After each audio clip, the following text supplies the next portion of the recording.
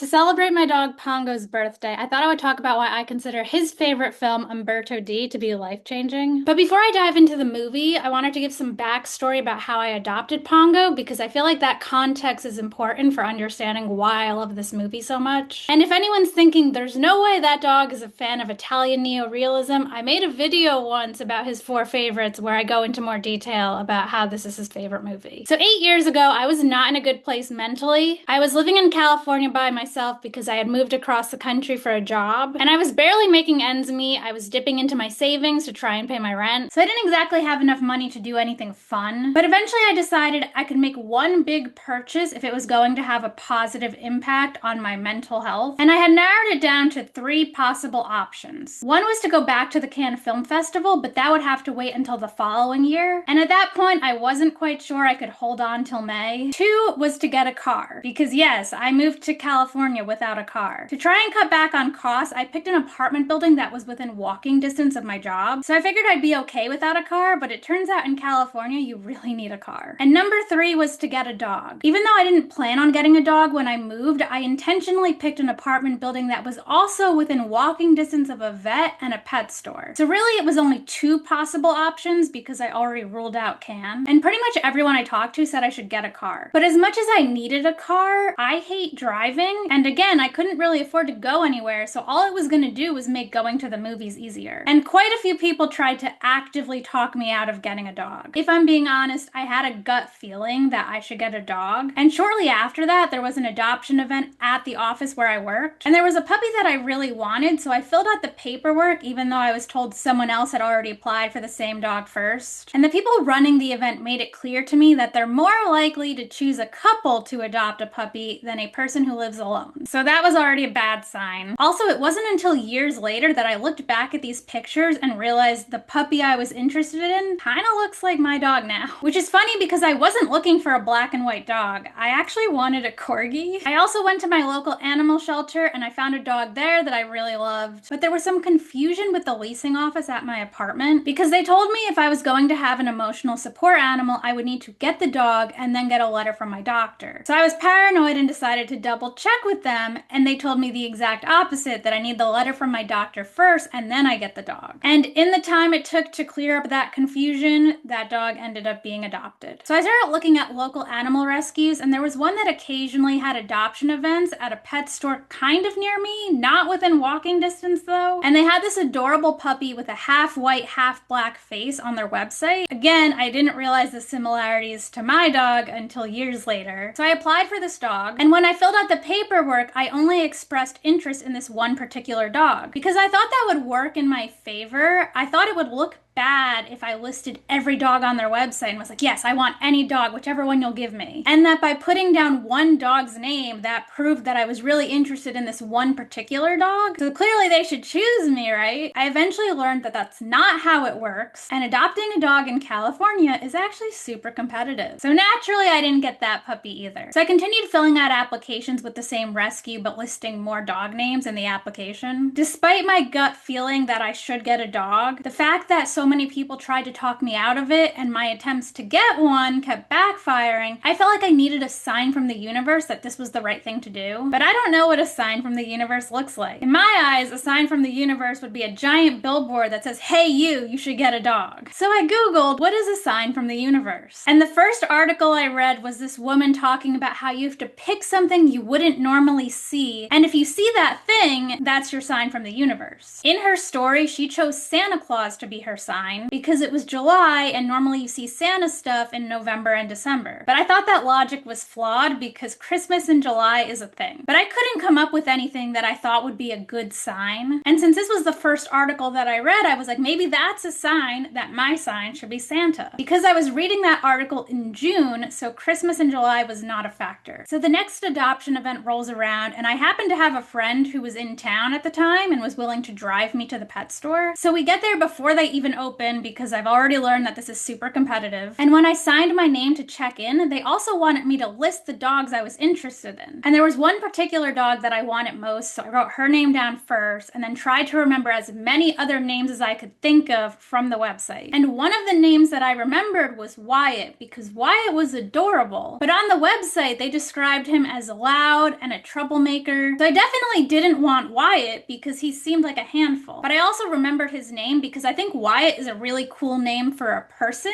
but a strange name for a dog. But because of how competitive these adoption events are, I just wrote down every name I could remember. And once they're done setting up, I asked about the puppy that I was originally there to see, and they told me she had some sort of skin condition and would need to be on medication for life, which I thought was weird that they didn't mention that on the website, but they called the other dog a troublemaker. So the cost of the medication was very much a concern for me, but I still asked if I could hold the puppy, and she was fine, but the vibes were just kind of off. Because they had just finished setting up, they started throwing some toys in the playpen for the puppies. And the first toy that they drop in happened to be a Santa toy. And of course, Wyatt, the troublemaker, was the one to grab it. So as ridiculous as it sounds, I thought, there's my sign from the universe. I asked if I could hold Wyatt, fully expecting him to wrestle his way out of my arms and be really difficult, but he was the sweetest little angel and just curled up in my arms. And it just felt right, so I said, this is the one, I want this one. Then they told me that someone else was already there to see Wyatt specifically, but it turned out when they checked the sign-in sheet, I wrote his name down first because I got there so early. If I did not remember his name and write it down, they were going to give him to the next person. So after all of that, I successfully adopted this puppy. And if you're thinking to yourself, wait a second, your dog's name is Pongo, not Wyatt, I asked the person who was fostering him at the time if he responds to his name, because if he doesn't, I'm going to change it. And my favorite movie as a kid was 101 Dalmatians, and this puppy was not a Dalmatian, but he was white with black spots, so it felt like a good name. Also, for context, the reason why his name was Wyatt is that dog rescues tend to pick a specific category for names for a litter, and he was part of the W litter. The reason why they picked W names is because these puppies were found in a box outside of a Walmart. I guess I should also clarify that even though I wanted a corgi, the plan was always to adopt, not buy a dog. And there just aren't that many corgis up for adoption. But Pongo turned out to be the best and the worst emotional support animal ever. He's the best emotional support animal because he is literally the happiest dog I know. And I'm not just saying that because he's my dog. I've genuinely never met a dog that's happier. But he's the worst emotional support animal because if you cry in front of him, he will run away. He doesn't like it when people cry. He's kind of like the embodiment of toxic positivity. He wants you to just be happy all the time. And I know people always say cheesy things like, who rescued who, or my dog saved my life. Clearly, rescuing him at a time when I was not in a good place mentally was enough to keep me going. But I can say with absolute certainty that Pongo saved my life more than once. I would elaborate, but then this video would probably get flagged for talking about sensitive topics. Truthfully, I feel like that's all you need to know to understand why Umberto D means so much to me. But spoiler alert for Vittorio De Sica's 1952 film Umberto D. Bicycle Thieves is considered Vittorio De Sica's masterpiece, but there's something truly special in his deceptively simple film Umberto D. It's the quintessential movie about a man and his dog, but it's also about loneliness and the struggle to make ends meet. Umberto D explores the life of Umberto Domenico Ferrari, played by Carlo Battisti, a retired government worker living in post-war Italy. His rent is overdue and his landlady is threatening to evict him. When we first meet Umberto, he's marching in a street demonstration with other retirees demanding higher pensions. He has no family. He even declares, I have no one, no son or brother to help me out. I'm just a good-for-nothing old man. But what Umberto does have is a loyal friend in the form of his dog Flake. He describes Flake as a mutt with intelligent eyes, white with brown spots. Obviously, my dog is not the same breed because Flake looks like a Jack Russell, but my dog is also a mutt, and I don't know if I'd say he has intelligent eyes because he's always making the goofiest faces. And he's white with black spots instead of brown. Two dogs with different markings were used to play Flake, and coincidentally, the one on the movie poster, the left side of his face is white and the right side of his face is darker, just like my dog. If you're wondering why I didn't name Pongo Flake because of this movie, the first time I saw Umberto D was after I got Pongo. We watched it together on my projector and he got so excited that he was jumping at the wall. And Umberto says if you saw my dog, you'd know it's impossible impossible to hate him, which is something I always say about Pongo. He's just so lovable. Unless you hate dogs or are afraid of big dogs, I can't imagine anyone hating him because he's just so excited to see you. There's a stark contrast between Umberto's mood when he's around other people versus when he's alone with Flake. He's often despondent or indignant, but he's loving and cheerful toward Flake. On the surface, he might seem like a bitter old man, but his relationship with Flake makes it clear that he still has a lot of love in his heart. The only people he really interacts with are the landlady and her maid Maria. The landlady is cold and unsympathetic toward Umberto. Maria, on the other hand, is the only person who shows him any compassion. But Maria has a dilemma of her own. She's pregnant and isn't sure who the father is, but she's certain the landlady will kick her out if she finds out. Throughout the film, Umberto faces a series of misfortunes. First, he becomes ill and is hospitalized. When he returns home, he finds out that his room is being renovated and Flake is missing. Maria informs him that someone left a door open and Flake ran away, and suddenly nothing else matters. On the way to the pound, he urges the cab driver to step on it. The driver questions, "What if I run someone over?" Umberto heedlessly replies, "I'll pay the damages, just hurry." For a man who's struggling financially, suddenly money doesn't matter anymore. All he cares about is saving his dog. He's able to reunite with Flake, but now he's homeless and penniless. Things get so unbearable for Umberto that he loses his will to live, but he needs to make sure someone will take care of Flake after he's gone. He tries to get a couple who board dogs to look after him, then a little girl, but her nanny forces her to give the dog back. At one point, Flake plays with some children and Umberto tries to slip away, hoping that one of the kids will take care of him, but Flake runs after him and finds him under a bridge. And in an act of desperation, Umberto takes Flake in his arms and walks onto a railway track as a train is rapidly approaching. The noise frightens Flake, who wriggles his way out of Umberto's arms and runs. And there's a split second where Umberto could have stepped in front of the train, but instead his love for his dog clearly overpowers his desire to give up on his life, and he runs after Flake. Flake runs away from him at first, seemingly because he's afraid, but it's also possible that he was trying to get Umberto back into the park where it's safe, away from the train tracks. Umberto grabs a pine cone and starts using it to play with Flake, and the film ends with the two of them happily playing in the park. Through his struggles to find someone to look after Flake, Umberto learns a lot about what really matters in life, and that final act is what solidifies Umberto D as a life-changing film for me. It's a painfully realistic film that refuses to shy away from depicting how harrowing poverty is. It's an accurate representation of what it's like to struggle to meet one's basic needs for food, shelter, and companionship. And in the end, Umberto's problems aren't magically solved. He's not suddenly wealthy. Nothing is fixed. He's just happy to be with his dog. If you've watched my other movies that changed my life videos, you know that's my favorite type of movie ending. A happy ending where things don't actually get better for the protagonist. They just learn to accept what life throws at them, try to make the most of it, and keep moving forward. It's like if Modern Times were a neo-realist film instead of a comedy, and if it were about a man and a dog instead of a man and a woman. It's a heartbreaking film, but ultimately there's still a glimmer of hope. Umberto D is a poignant reminder that even when life feels hopeless, there's always something left worth living for, such as the unconditional love of a canine companion.